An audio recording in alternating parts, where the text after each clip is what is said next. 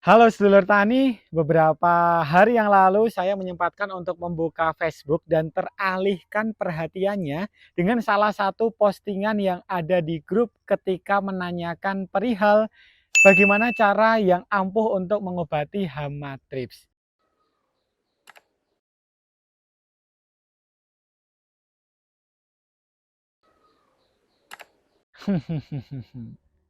Apakah benar ya? Abasel yang dicampur dengan bawang putih itu mampu untuk mengantisipasi atau bahkan membuat daun menjadi tidak keriting lagi pada tanaman cabai. Yuk simak ulasannya berikut ini. Baiklah sedulur tani, sebelum kita membahas terkait campuran pestisida antara abasel dan bawang putih tadi, kita harus mengetahui dulu nih bahwasanya penyebab dari daun tanaman cabai yang keriting adalah hama kutu-kutuan seperti thrips, tungau, dan juga apit. Nah, sebenarnya bagaimana dengan karakter antara ketiga hama yang membuat daun menjadi keriting ini? Mari kita bahas satu persatu juga.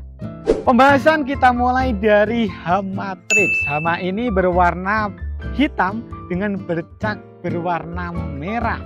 Hitam dan juga merah ya. Ya, cukup familiar dengan bendera salah satu partai yang ada di Indonesia. Tapi ini bukan tentang partai, ini tentang thrips and trick. Bagaimana kita mengetahui hama thrips. Hama thrips ini pada tanaman cabai atau khususnya pada daun tanaman cabai itu membuat daun akan menggulung ke atas. Nah, misalnya ini daun ini, set. Nah, itu karena hama thrips. Jadi, selain itu, hama thrips juga menyerang pada tanaman cabai atau daun tanaman cabai yang masih muda, khususnya di bagian pucuk nih, yang membuat daun itu akan menggulung. Untuk yang ketiga, hama thrips ini juga membuat tanaman cabai yang diserang itu daunnya akan rontok. Udah otomatis kalau daun pada tanaman rontok tentunya akan menurunkan produktivitas tanaman yang sedang ditanam. Hama yang kedua yang akan kita bahas adalah hama tungau. Ini juga menjadi momok bagi petani yang membuat daun dari tanaman cabai itu membuat keriting. Tetapi yang membedakan dengan hama thrips tadi yang kita bahas, itu kalau misalnya hama tungau ini itu berwarna kuning kalau untuk hamanya. Sedangkan yang membedakan lagi adalah kalau hama thrips tadi membuat daun itu menggulung ke atas.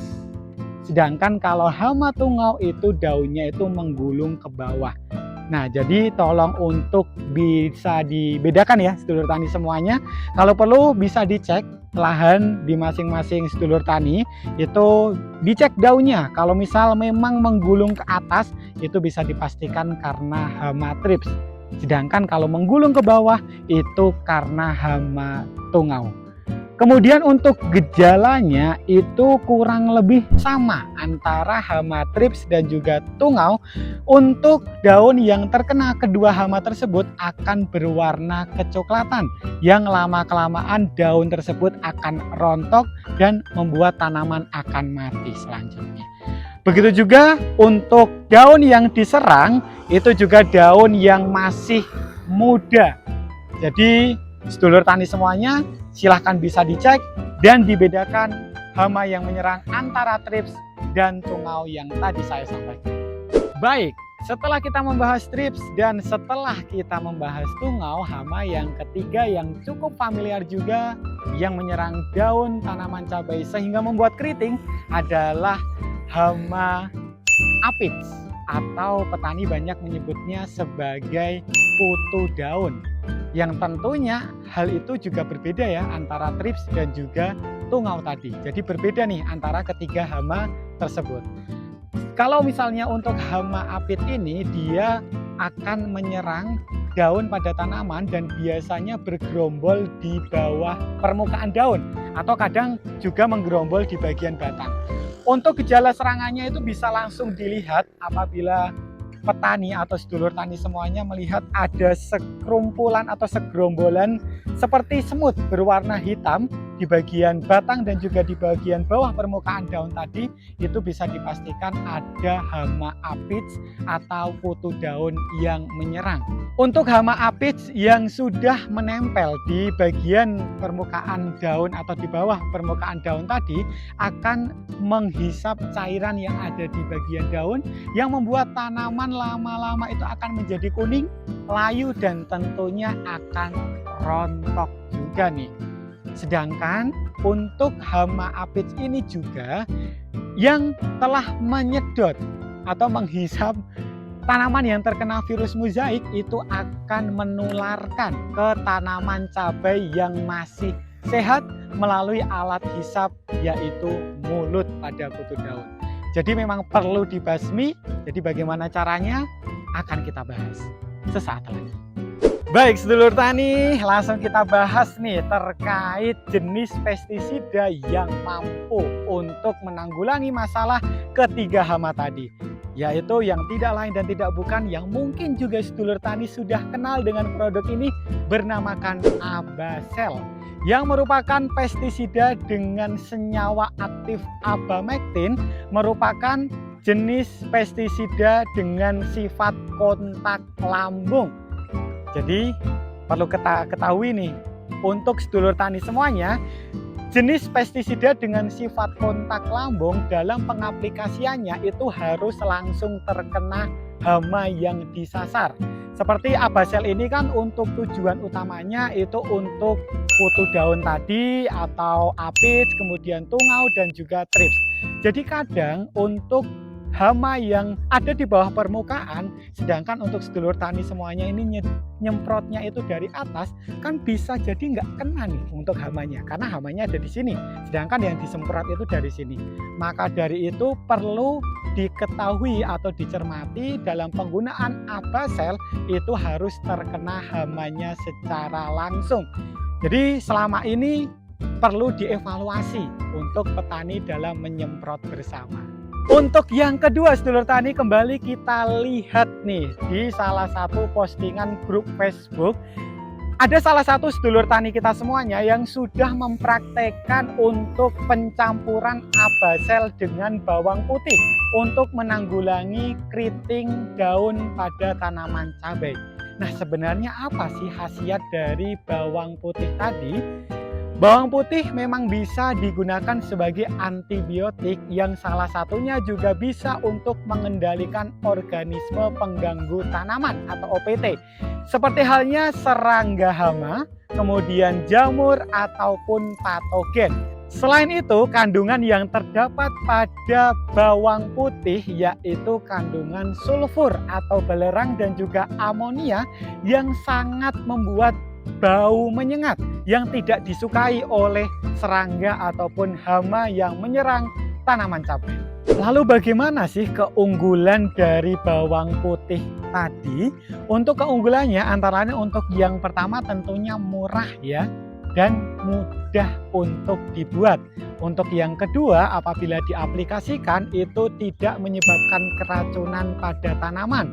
Dan untuk yang ketiga itu juga sulit untuk menyebabkan kekebalan pada hama dan tentunya tidak menimbulkan residu seperti senyawa kimia yang digunakan untuk membasmi keriting daun pada tanaman cabai. Baik sedulur tani, selain keunggulan dari pestisida nabati dari bawang putih yang sudah saya sampaikan, tentunya juga ada kelemahan atau kekurangannya. Di antaranya untuk penggunaan pestisida nabati bawang putih ini tentunya tidak membunuh hama secara langsung. Untuk yang kedua itu daya kerjanya relatif lambat sehingga dalam pengaplikasiannya itu harus secara berulang-ulang.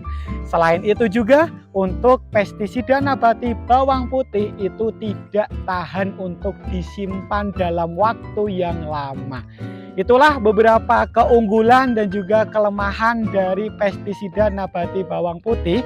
Dan untuk selanjutnya terkait pencampuran Abasel dengan pestisida nabati bawang putih tadi, secara kami dan juga tim dari Trubus Tani Online itu belum menemukan nih secara ilmiah atau secara riset penggabungan dua jenis pestisida tadi itu apakah efektif untuk digunakan dalam menanggulangi keriting daun pada tanaman cabai. Sedulur tani, sebenarnya panjenengan itu bisa memilih salah satu di antara kedua jenis pestisida tadi nih. Apabila sedulur tani menghendaki untuk hanya menggunakan pestisida Abasel, itu harus diperhatikan bahwasannya sifatnya adalah kontak lambung. Jadi harus mengenai hama secara langsung. Ingat ya, harus mengenai hama secara langsung. Kalau tidak, ya nggak akan mati untuk hamanya. Sedangkan apabila sedulur tani semuanya itu memilih untuk menggunakan pestisida nabati bawang putih, itu penggunaannya harus secara berulang. Dan perlu diingat juga, kalau pestisida nabati bawang putih itu tidak mengenai hama secara langsung atau tidak mematikan hama secara langsung. Tapi sedulur tani, bagaimana nih? Apakah sekiranya tertarik untuk kami buatkan pestisida nabati dengan menggunakan bawang putih? Silahkan untuk tulis di kolom komentar ya. Akan kita buatkan apabila banyak sedulur tani yang request nih. Tenang, kita sedulur kabeh semuanya untuk kalian semua. Baiklah sedulur tani, sekian penjelasan dari saya Taufik selaku host dari Trubus Tani Online.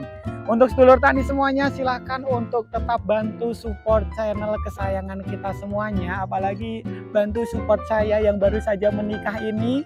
Semoga sebentar lagi juga ada momongan. Jadi tolong bantu channel ini berkembang agar anak dan juga istri saya nanti tetap bisa makan nasi ya.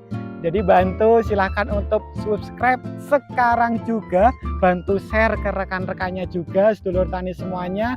Bantu share ke grup-grup dan lain sebagainya. Pokoknya tonton terus Trubus Tani Online. Dan sampai jumpa di konten berikutnya.